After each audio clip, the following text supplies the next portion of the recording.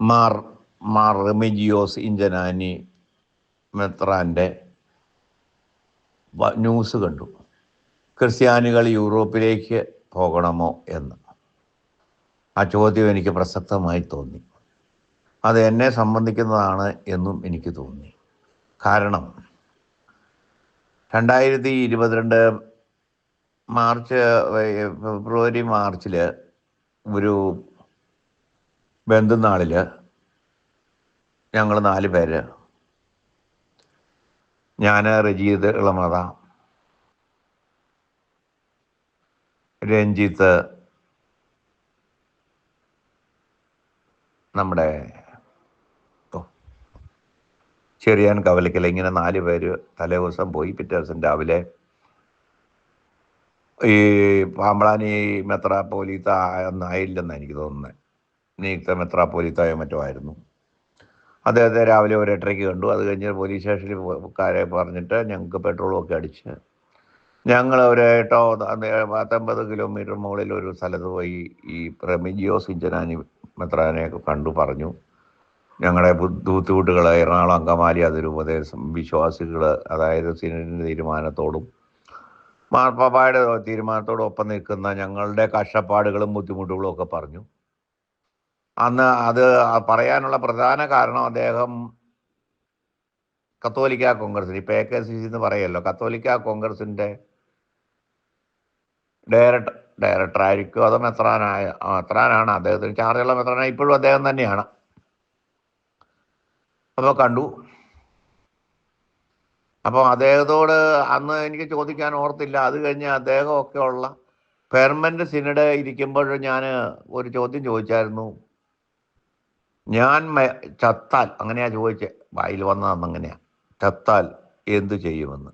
അതിന് റാഫേൽ തട്ടിൽ മെത്രാപ്പോലീത്ത, അത്യുന്നത മെത്രാപ്പോലീത്ത പറഞ്ഞ ഉത്തരം 100 വയസ്സ് വരെ ഞാൻ ജീവിക്കുന്നു. അതിന് മറുപടി ഇതുവരെ കിട്ടിയിട്ടില്ല. അപ്പം ഞാൻ ചോദിക്കുന്നത്, ഏകീകൃത കുർബാന അനുസരിച്ച് 1 മുതൽ 7 ദിവസം കുർബാന അനുഷ്ഠിക്കാനും അത് കഴിഞ്ഞ് 16:41 ശവമടക്കുക, കല്ലറയുള്ള എറണാകുളം സെൻറ് മേരീസ് കത്തീഡ്രൽ ബസിലിക്കയിൽ കല്ലറ, കുടുംബക്കല്ലറയുള്ളവനാണ് ഞാൻ.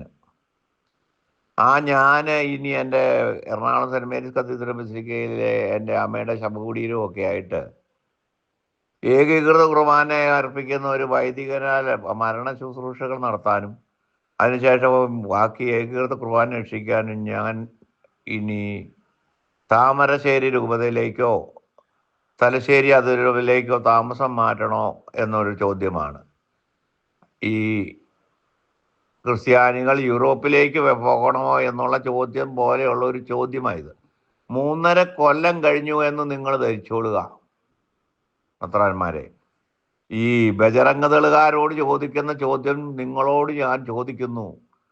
ഞാൻ താമരശ്ശേരിയിലേക്കോ തലശ്ശേരിയിലേക്കോ കുടിയേറി പാർക്കണമോ, അതോ പാലായിലേക്കോ ചങ്ങനാശ്ശേരിയിലോ കുടിയേറി പാർക്കണമോ? എനിക്ക് ഏകീകൃത കുർബാനയിൽ വിശ്വസിക്കുന്ന ഒരു കത്തനാരുടെ കുർബാന ലഭിക്കുവാൻ, അല്ലെ കൂദാശകൾ ലഭിക്കുവാൻ ഈ ചോദ്യം പ്രസക്തമല്ലേ? എല്ലാ മെത്രാന്മാരോടും ഞാൻ ചോദിക്കുന്നു. എറണാകുളം അങ്കമാലി അതിരൂപത സെൻറ് മേരീസ് കത്തീഡ്രൽ ബസിലിക്ക ഇടവകക്കാരനും കുടുംബക്കല്ലറയുള്ളവനുമായ ഞാൻ ചോദിക്കുന്നു, എനിക്ക് ഏകീകൃത കുർബാനയും അതനുസരിച്ച് അതിൽ വിശ്വസിക്കുന്ന ഒരു കത്തനാരുടെയും കൂദാശകൾ ലഭിക്കാൻ ഞാൻ നിങ്ങളുടെ രൂപതകളിലേക്ക് സ്ഥലം മാറ്റണമോ?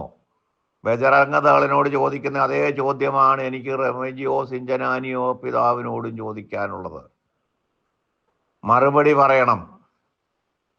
മാർ റാഫേൽ തട്ടിൽ മറുപടി പറയണം.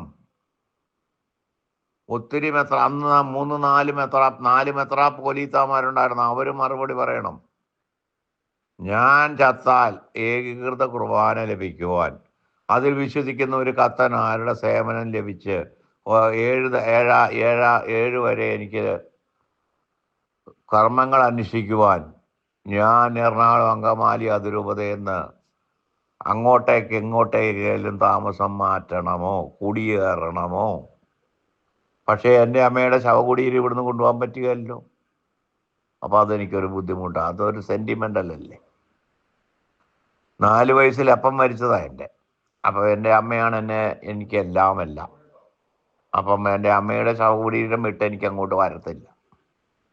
വീണ്ടും ചോദിക്കുന്നു, ബജറംഗളോട് ചോദിച്ച ചോദ്യം, ക്രിസ്ത്യാനികൾ യൂറോപ്പിലേക്ക് പോകണോ എന്നുള്ള ചോദ്യം പോലെ ഞാൻ ചോദിക്കുന്നു, ഞാൻ എറണാകുളം അങ്കമാലി അതിരൂപത വിട്ട് നിങ്ങളുടെ രൂപതകളിലേക്ക് കുടിയേറണമോ? മറുപടി എല്ലാ മെത്രാന്മാരും പറയണം.